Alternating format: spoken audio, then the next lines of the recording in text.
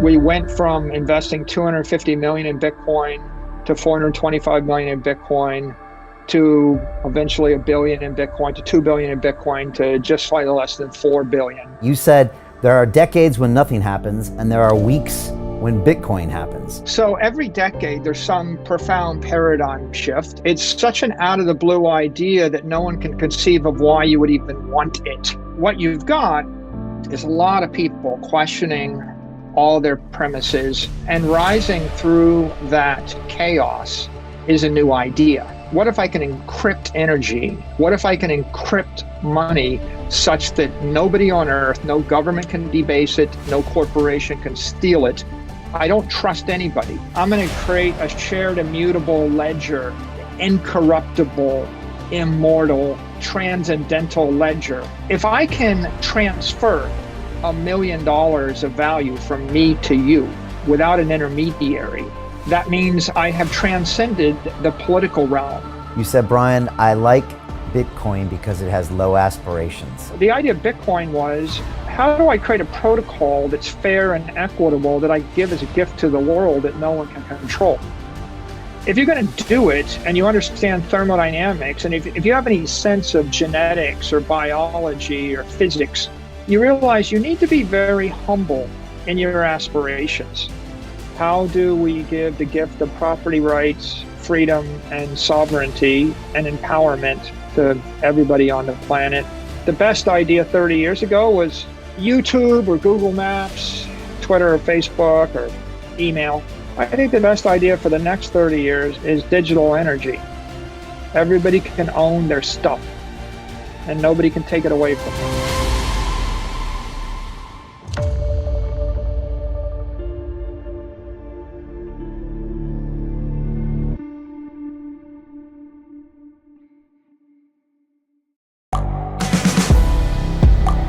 The world is changing. Inspiration is everywhere. It has never been so easy to connect, share, and bring people together. We're learning from others and finding the best in ourselves. Challenging our beliefs. Sharing our vulnerability. Overcoming our fears. Transforming ourselves so we can transform the world. How far can we go? This is London Real. I am Brian Rose. My guest today is...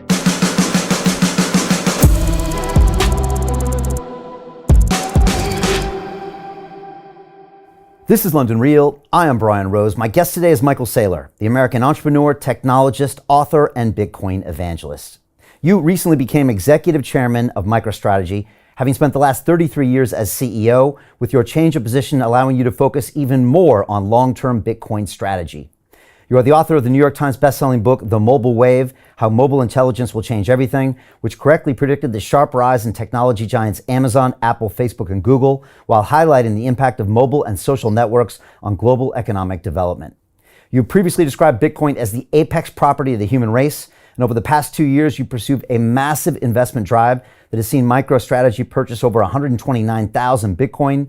As the unofficial spokesman for the Bitcoin movement and the most famous maximalist of them all, you believe that Bitcoin represents the digital transformation of money, property, currency, energy, and matter. Michael, welcome back to London Real.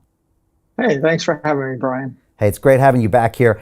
I want to quote you, and I don't think you said this probably in the last couple months, but you said there are decades when nothing happens, and there are weeks when Bitcoin happens.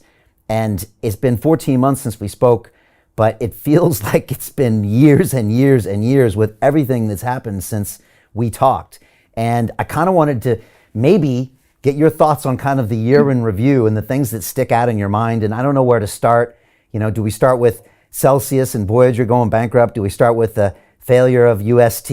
Do we start with Bitcoin going to 68,000 and back to 20? Do we start with the ETH merge, or recent statements by Gary Gensler of the SEC saying Bitcoin's a commodity and everything else is a security? I don't know. What's the highlight for you in the past year? I think that the highlight in the past year is the institutional adoption of Bitcoin and the maturation of the asset class, along with the education of millions and millions of people as to why they might want digital property, what is a digital commodity, and what's its place in the macroeconomy. Now, to be clear, I still think we're very early, but that phrase, there are decades when nothing happens, and weeks when decades happen. It really refers to paradigm shifts, and if you think about the paradigm shift when automobiles arrived, there's the famous snapshot in New York City where there's just a bunch of horse and buggies, and 10 years later it's all cars. And in that 10 years, you adopted it. And I remember, standing once on the Pantheon and, or on the Acropolis, and I'm like taking a photo and about to post it. And I think to myself, what's different about this? And I think, well, last time I was here, maybe a decade ago, I had no smartphone. I had no iPhone. There was no Facebook. There was no Instagram. You couldn't post it. There were no, digital photography didn't exist. So a decade goes by and you're like, you're trying to remember, you remember back in college, I went to college, we didn't have laptops, Yeah. So when I was in college, there were no laptops. And I thought, well, what if I'd had a spreadsheet when I was doing engineering? I went with an HP 15C calculator, and we had notebooks, and we wrote down 20 pages of calculations in a notebook with the calculator, and I remember seeing people saying, well, you got a calculator? We use slide rules, and you fast forward a decade and people have laptops. You fast forward another decade, they have internet. You fast forward another decade, they've got YouTube and simulations. And now you're starting to question whether or not you even needed to go to college at all. Maybe you could have just sat at home. So every decade, there's some profound paradigm shift. And the thing that hits you about a paradigm shift is it's such an out of the blue idea that no one can conceive of why you would even want it. So, it took a while before people thought maybe radio waves have a place, right? Or maybe electricity has a place in the world. And why would I want a railroad? But I think now we're studying this paradigm shift of digital energy.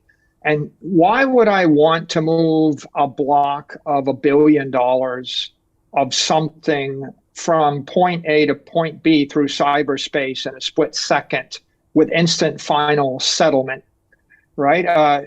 Initially, if you roll the clock back a decade, we didn't have it. Every financial crisis we've had, right, in the history of the world, and we've had 10,000 of them. There have been 10,000 currency collapses, from the Lydians to the Athenians to the Spartans to the Romans to the Venetians, to the Brits multiple times, to the Carthaginians.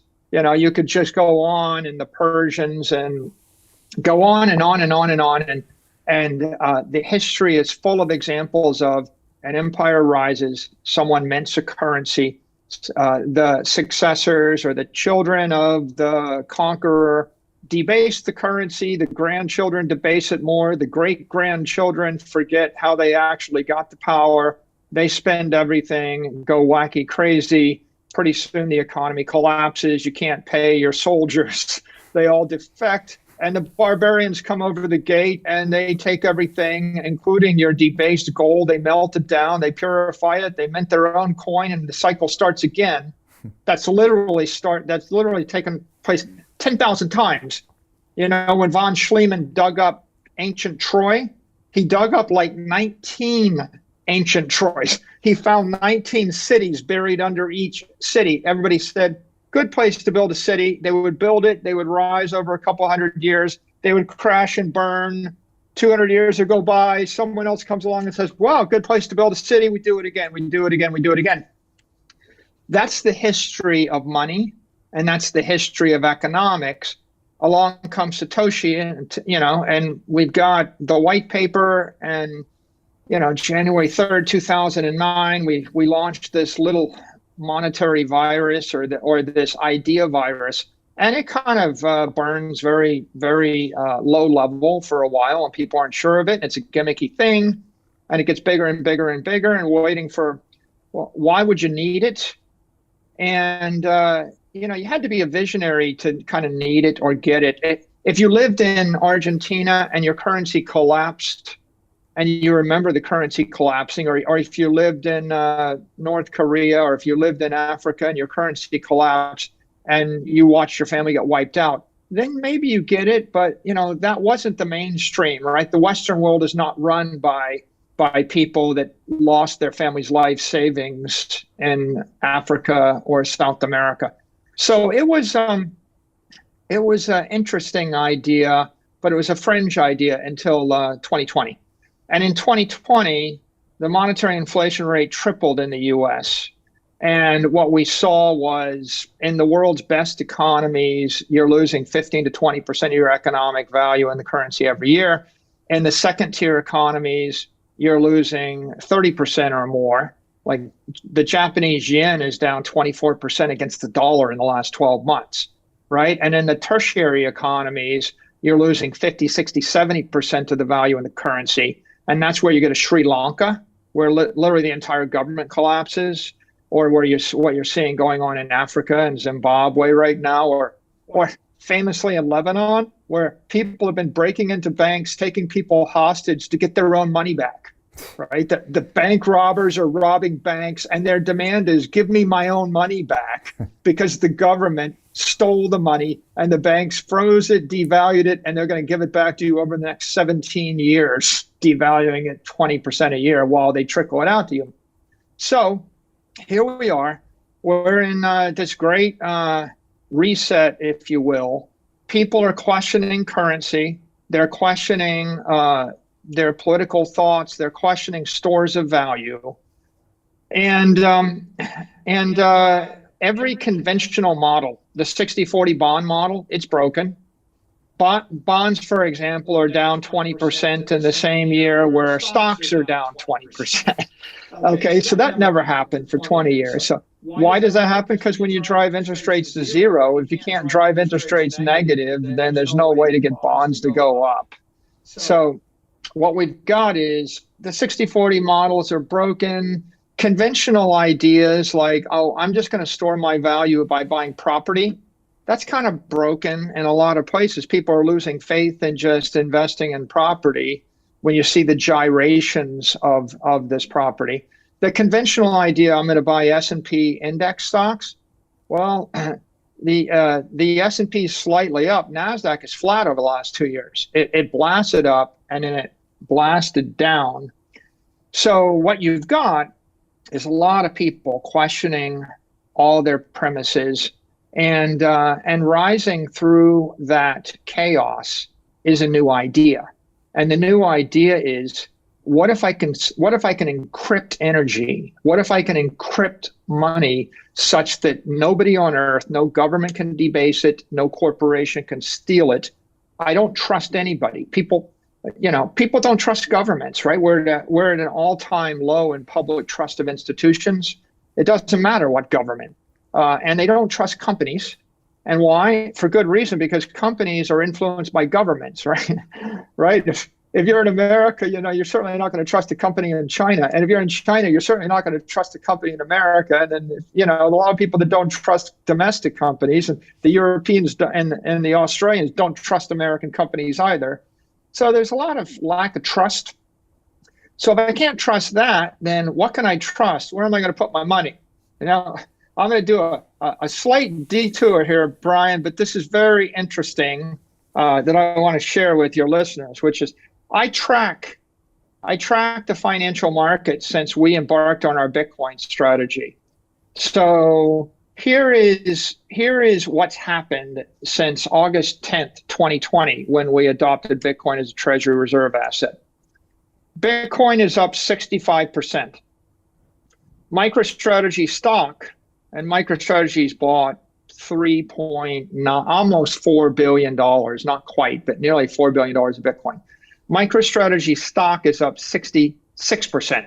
So we are tracking slightly ahead of Bitcoin. The S&P is up 14%. The NASDAQ is up 4%. Whoa, 4%. All of big tech is up 4%. Gold is down 18%. And, bonds, the ultra safe bonds, long-term bonds, down 18%. Oof. So in terms of asset classes, the crazy volatile Bitcoin is the best performing of all those major assets. And then you can say to yourself, well, I'm just going to invest in stocks. Okay, let's look at big tech. Google's up 37%, Apple's up 32%, Microsoft's up 16%, Amazon is down 22%, Facebook is down 45%, and Netflix is down 52%. Okay, MicroStrategy, little MicroStrategy, no one ever heard of, up 66%. Would you have guessed that a mid-sized software company, low growth, mid-sized software company nobody ever heard of, would outperform Google in the last 2 years by a factor of 2? And so last point I make, we compete against companies 100 times as big as us. Oracle, 100 times bigger than us. They're up 25%, IBM's up 3%, Salesforce is down 23%, SAP's down 47%. Okay, so what is the lesson of that? The lesson is we're in the middle of chaos. There is no place to hide.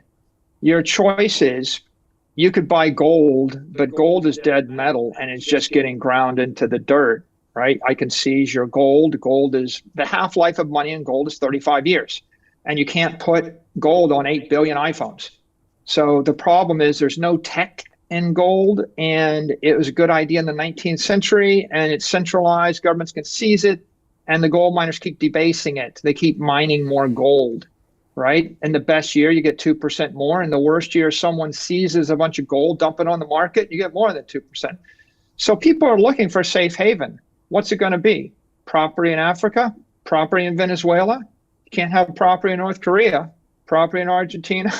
A business? A business where? A business in Argentina where the currency collapses? What good are your cash flows if the currency that you generate the cash flows are collapses in value? So I think here's the big idea, really big idea. Everybody in the world has to decide where they're going to locate their family. They have to physically. They have to decide where they're going to locate their themselves in cyberspace, their mind. Are you going to watch Facebook all day long? Are you going to read Twitter? Are you going to be on YouTube? You're going to go to Rumble? Are you going to look at Instagram? Right? Where is your mind? Right? And then the third question is, where is your business? Are you going to run a yoga studio in Miami? How about a yoga studio in New York? How about, are you going to run a farm in Zimbabwe, a ranch in Argentina? Are you going to buy a company that has business interest in China? How about owning a bunch of businesses in Ukraine or Russia? Right. So where is your P&L? Right. And the fourth big idea is, where is your balance sheet? Okay. You're a podcaster on YouTube. Okay, well, you better make sure that you comply with YouTube platform requirements. Otherwise, they turn off your podcast and they crimp your business. That's where you generate your revenue and you generate your cost. But now, where are you going to save your money? Are you going to save it in U.S. sovereign debt? Are you going to actually store it in gold? Are you going to buy land? Where? In California? In Ukraine? In Russia? Where? In Florida? Right? Are you going to buy S&P index stocks? Are you going to buy Bitcoin? Are you going to buy art? So there were conventional answers to all these questions, Brian, and they kind of worked for, there was an answer to this question before 1914. There was an answer to this question between Bretton Woods and 1971. There was an answer to this question from 1971 till the year 2020. In 2020, it's like, the answer, 60-40 bond portfolio, buy the S&P index and like a portfolio of diversified bonds and you're good. Okay. There was an answer. The answer kind of got confusing after 2020. The answer got confusing for a lot of businesses, for a lot of people. And so highlight of the year, The highlight of the year is people were stunned from March of 2020 to March of 2021. And from March of 21 through the middle of 2022, they're all starting to get their bearings, and they're like, well, I guess, what is Bitcoin? A digital commodity? Do I have to deal with that? Well, now Fidelity's talking about rolling out the 34 million retail accounts. You've got the government embracing crypto assets, saying we better figure it out. Congress, senators getting educated on it. The CFTC, the SEC getting educated on it. Big institutional investors starting to take Bitcoin positions. The media now you've got Bloomberg covering crypto. You've got CNBC covering crypto. You've got an entire world, media analysts, politicians, financiers, and they're all starting to figure this out. But I still say we're early, right? This paradigm shift takes a decade. And maybe the first decade was the embers of a flame flickering from 2009 to 2020. And then from 2020, we started pouring gasoline on that flame, right? The gasoline in the US is we triple the inflation rate, monetary inflation. But forget about that. Maybe you're a blue blood living on the Upper East Side with a trust fund and you just don't see why you need it. The gasoline in Sri Lanka is everybody lost everything overnight. The gasoline in Lebanon is the bank freezes their doors and you lose all your money. The gasoline in Argentina is the peso goes from 20 pesos to the dollar to 280 pesos to the dollar in 4 years. Right? The gasoline in Ukraine is oops, there's a war. Banks are, there's a limit to how much money you can withdraw. And the gasoline in Russia is, okay, I get, the stuff you thought you owned in Europe, you don't own that anymore. We're taking that from you. Taking your gold, taking your bonds, taking your yachts, taking your villas. So there's a lot of people with a 2x4 to the head, and they're all stunned, and they're all trying to figure it out. And there's this colorful debate, a political debate, a media debate, a debate on YouTube, a debate on Twitter. What's the solution? And the only thing we can all agree on is we probably need to look at some new ideas because the old ideas just don't work anymore. And there's no intellectually honest person that would say, yeah, everything I believed in 2019 or 2018, it's all still true. I haven't changed any of my opinions about anything. I mean, everybody's had a place in their life where they've been jarred and stunned, and now they're trying to make sense of it. So the question is, how do we move forward? And, to summarize on Bitcoin, I think Bitcoin is it's very volatile. It's getting jerked around. All risk assets are getting jerked around. If you look at one of the more interesting things, right? The 2-year the 2-year treasury was 16 basis points a year ago, and it's currently like 3.9%. We went from 16 basis points to 390 basis points on short-term money. The mortgage rate on a 30-year mortgage, has gone from 2.7% to 6% in 12 months, right? Crazy. The yield curve is inverted. You get paid higher interest on a 2-year loan to the federal government than on a 30-year loan. The 30-year loan is 350 basis points. So summary of all this, it's this. We had an unprecedented expansion of the money supply in March of 2020, where we just pegged interest rates to zero. And the banker said, we're going to keep interest rates at zero for the next 4 years. They literally implied, they said, not until 2024 will we raise interest rates. Okay, well, that's one panic. And now we've got the other extreme, which is the fastest tightening of the money supply, like one of those oh crap moments. Oops, I think we overdid it on one side. Now we overdid it on the other side. And what you see is risk assets. They're all getting hammered down, Bitcoin included. But look, all financial assets, bonds hammered 20%, NASDAQ hammered 30%, S&P, gold hammered, silver hammered, and Bitcoin hammered. But on the other hand, tangible assets, oil, natural gas, food, any type of energy, they're all shooting up. Right. And I think people are going through this moment where they're like, I guess I'm going to freeze to death or starve to death unless I have some of that tangible commodity stuff. And the financial stuff, I guess I'll trade it. And meanwhile, the politicians, they play with the little knobs, attempting to do good. And it turns out that it's very difficult for humanity, for any human being, to actually make adjustments fast enough and intricately enough so that they can do good without probably doing more harm than good. And that's where we find ourselves right now. Yeah, and I grew up on the U.S. yield curve, because when I went from MIT, where we both graduated, I went straight to Wall Street, and I was trading fixed income derivatives. So I grew up on 3% overnight rates, 6% long rates. I traded a swap book that traded as a premium on top of that for interbank rates. And it pretty much stayed around there for the next 10 years. Okay, so a couple times we had a flat curve. I think the bond yield got up to 8% maybe. But there wasn't QE back then, and it behaved like it traditionally behaved.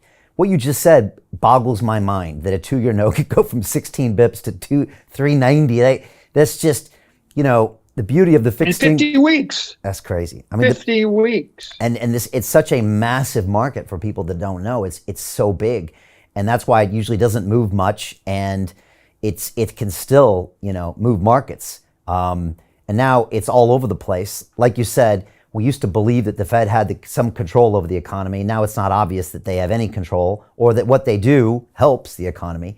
And yeah. It's a good point. If you go back to MIT right now and take an economics class and raise your hand and say, is that really true what's in this textbook that's 5 years ago? Your professor, can he look at you with a straight face and say yes? I don't know. Be worth of us doing that, maybe, to go back to Sloan School and say, do you really think that's true? And would they have a discussion about Bitcoin? I don't know. Maybe they would. Michael, I think it's important for people to hear your background, because you said, Bitcoin was, created kind of out of the financial crisis in '08, and you might not have cared about it unless you had faced a currency collapse. If you hadn't have watched what happened in March of 2020, would we be sitting here talking about Bitcoin? Would you have 130,000 on your balance sheet? If that had never happened, would you have noticed it? No. Right. Well, here's what I would do. I sort of notice it's some techie thing that's interesting. And it's in the category of, do I want to invest in some startup or some Instagram competitor or Snapchat or Uber or Bitcoin or Airbnb or, WeWork? It's just another thing that may or may not work that I'm not paying that much attention to. I think that if you I did have a business in Argentina, and I watched a currency collapse in Argentina where we lost nearly everything. Like, we lost all of our profits for a decade. And overnight, we had all our money in a bank, and it was in dollars. It was an American bank in Argentina. Really? And the American bank sealed itself. The government sent an edict to the bank. The bank converted our dollars into pesos at $1 per peso. And then the next day devalued the peso 10 for 1. And we lost 90% of our money in one day. And in an American bank holding in dollars. And luckily for us, it was a small part of our business. So it's kind of like someone just chopped one of your fingers off, but they didn't chop your head off. Now, if you'd lived in Argentina and you had 100% of your business or your assets in Argentina on that same day, you didn't, lose 1%, you lost 90% of everything. So I kind of knew intellectually that this could be useful. But it wasn't a visceral near-death mortality facing event, right? You don't really get religion until someone says, next Monday, everything you've got, I'm taking it all. If you stay here, right? And so when you have that kind of come to Jesus moment, then you get religion. So I think that for us, our come to Jesus moment was March of 2020. And it's just, we got to the end of the line where I'd spent a decade trying to use conventional models and conventional techniques, use treasury bonds as a treasury asset and do stock buybacks and just work harder. Right. You work harder and you use conventional techniques, but you're making no progress and you're just getting beat to death. And I mean, at that point, I wasn't looking at, we still didn't have the Sri Lanka, Argentina, Zimbabwe type situation where your money is losing value at the rate of, I think 90% of the value drains out of the Venezuelan bolivar every year, right? It wasn't that bad, but I think that in 2020, I realized the half-life of money, the half-life of energy or wealth stored in the currency was 36 to 48 months. So I looked at $500 million and I said, $500 million stored in US dollars at a 15 to 20% monetary inflation rate, divide 20% into 70, right? The rule is 70, and you'll think, okay, got 3.5 years and half of it's gone. So I think I got to that point. And the significance of that for me, Brian, was I realized at that point that holding 500 million in cash at a 15% monetary inflation rate means that you lose 75 million a year on your balance sheet.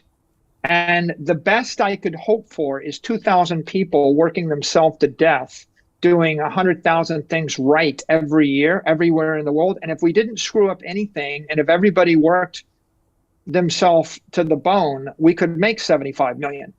Right. So I had this inflection point where I realized everything we're going to do for the rest of our lives is going to be negated by the inflation on our balance sheet. And that's the point of hope, despair, and indifference, where you're like, it just doesn't matter what we do for the next decade because we can't get ahead. Now, that's a slow death, right? I've used the phrase, right? The road to serfdom is working exponentially harder for a currency growing exponentially weaker. Just a road to serfdom. That's a slow death.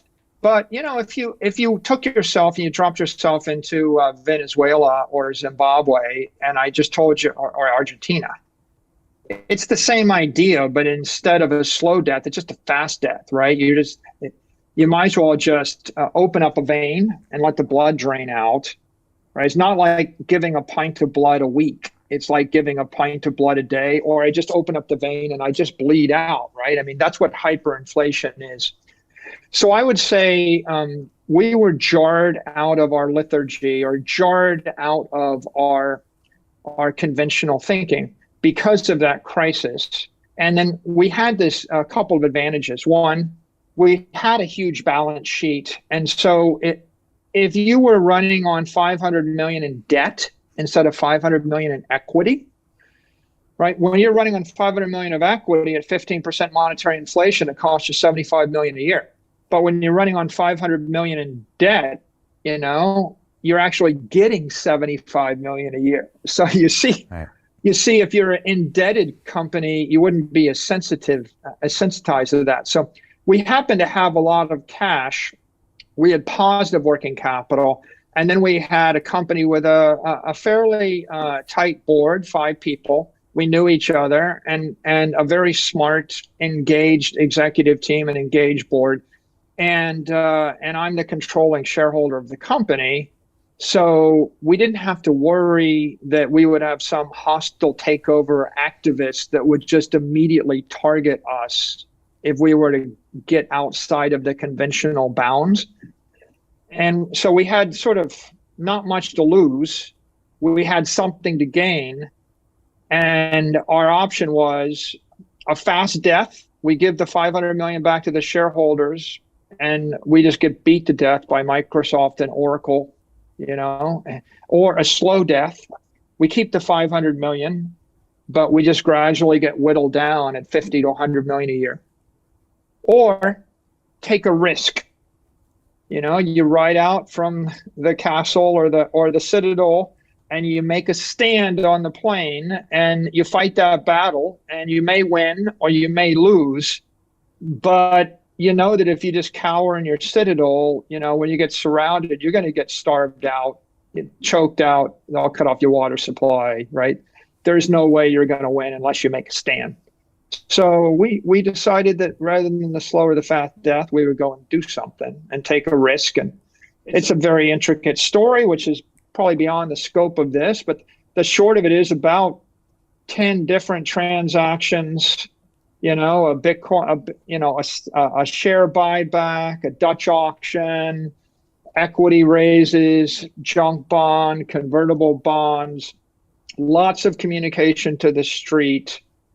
And we went from investing 250 million in Bitcoin to 425 million in Bitcoin to eventually $1 billion in Bitcoin to $2 billion in Bitcoin to just slightly less than 4 billion in Bitcoin. And the result I just said, right, for our shareholders, our stock outperformed every big tech company, every asset class, and every enterprise software company. I think we did the number and we calculated we outperformed 485 of the 500 S&P companies over that time period. And then in terms of the corporation itself, we added billions and billions of dollars to the enterprise value of the company.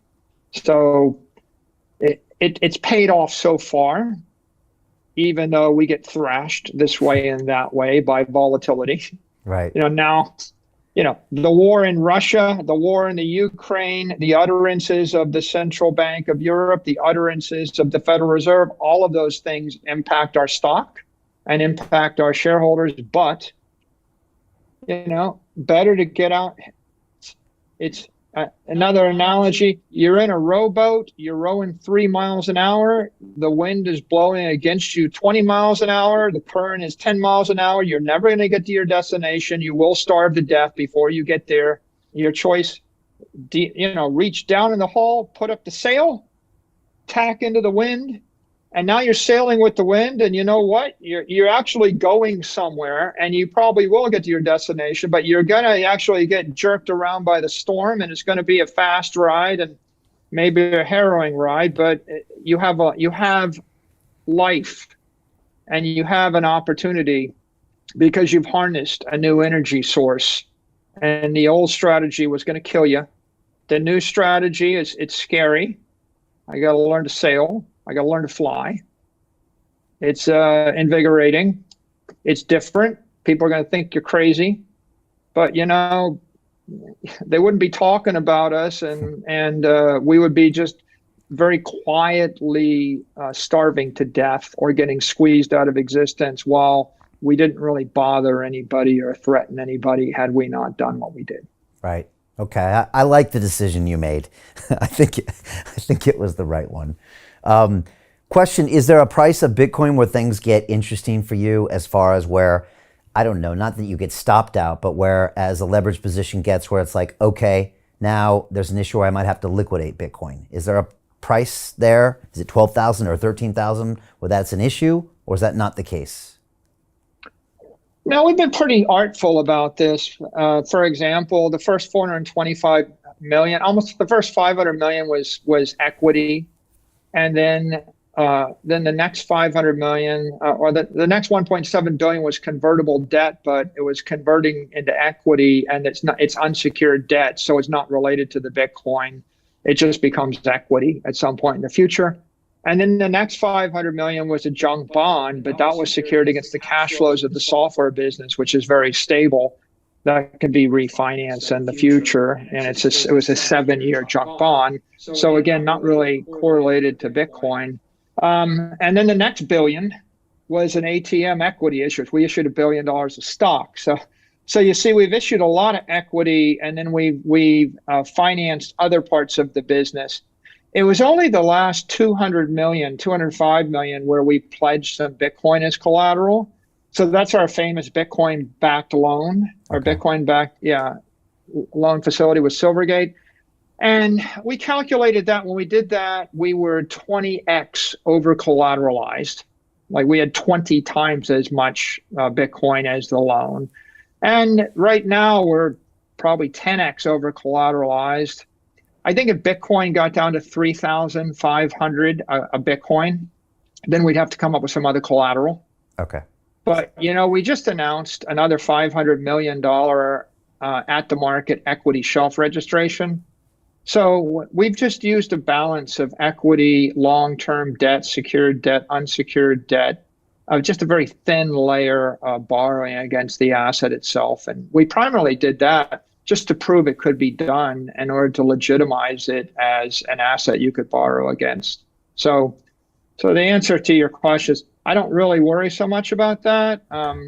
It's at some point if Bitcoin gets to 2,000, then I have to adjust something, but not so likely. We had quite a big buffer that we built into this. Are you buying more or plan to buy more?